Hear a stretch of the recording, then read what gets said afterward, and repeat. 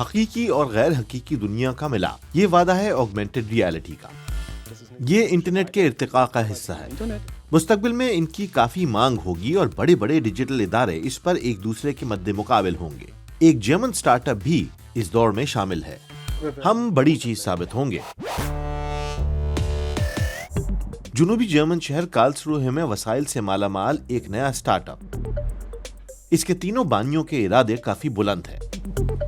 ये जगह होलोडेक्स के लिए मारूफ है। ये अफराद को वर्चुअल तरीके से मिलाते हैं। चमकने वाले हरे हिस्से में इंफ्रारेड ट्रैकर्स नस्ब हैं और ये कैमरे में चश्मों की शनाख्त कर लेते हैं। जब मैं हरकत करता हूं तो सॉफ्टवेयर तस्वीर सही कर देता है। इससे ये तासुर मिलता है कि दूसरा शख्स वहीं उसी कमरे में मौजूद है। चश्मे आंख को सिग्नल भेजते हैं और ऊपर जो कुछ स्क्रीन पर होता है उसी की छवि दिखने लगती है। मेरे ख्याल में हमें चश्मों के जरिए फिल्मिंग की कोशिश करना चाहिए। ये आसान नहीं और वर्चुअल मीटिंग में 3D इफेक्ट खो जाता है, लेकिन शुरका को महसूस होता है कि वो एक दूसरे के सामने बैठे हैं। मेरे ये कहे बगैर कि बॉस अब मैं आपसे मुखातिब हूँ, वो ये देख सकते हैं कि मैं उनसे बात करने के लिए गर्दन मोड़ रहा हूँ। ये तवज्जो और बॉडी लैंग्वेज पर ध्यान देने से मुमकिन है। इस सिस्टम को सबसे पहले हमने एक गैरेज में तैयार किया था ताकि मुख्तलिफ एप्लीकेशंस की आजमाइश कर सकें।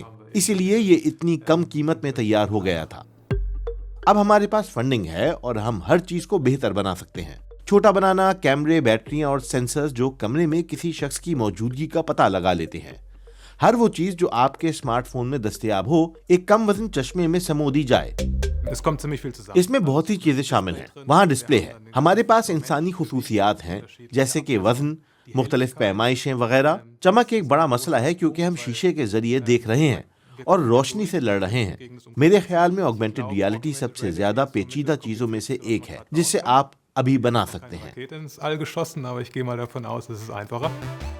ऐसे चश्मे कौन बनाएगा जिन्हें सब चाहें? बड़ी कंपनियां इस मद में मुस्तकबिल के लिए कई बिलियन डॉलर की सरमायाकारी कर रही हैं।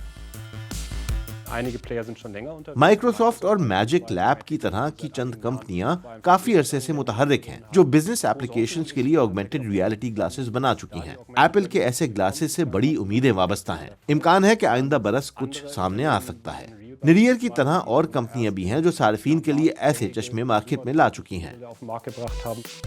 क्या मुस्तकबिल में AR ग्लासेस स्मार्टफोन्स का मुतबादिल साबित होंगे और ये हमारे नुक्ता नजर को कैसे बदल सकते हैं? आप एक ही वक्त में एक से ज्यादा मवाद देख सकते हैं जो मुस्बत भी है और मनफी भी। बिल्कुल आजकल के स्मार्टफोन्स की तरह मुझे हर वो चीज दिखाई देगी जो मैं देखना चाहता हूँ और कुछ ऐसी चीजें भी जो मैं नहीं देखना चाहता। कार्लसरूहे में इन्हें बैनुल अक़वामी कंपटीशन से कोई खौफ नहीं। अब तक इसका एक मुख्तसर वर्जन ही मार्केट में आया है।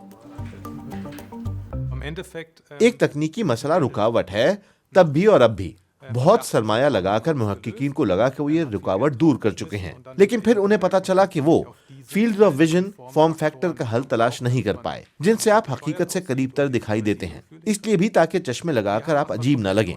अब मगर हम कुछ नया कर रहे हैं और मैं इस वक्त नहीं बताऊंगा कि क्या ये टेक्नोलॉजी कारआमद साबित होगी? जर्मन वजारत बराए तालीम व तहकीक समझती है हाँ। वजारत ने इस मद में 26 मिलियन यूरो की सरमायाकारी की है। अब एक काम करने वाले प्रोटोटाइप की जरूरत है। ये मददगार साबित होगा।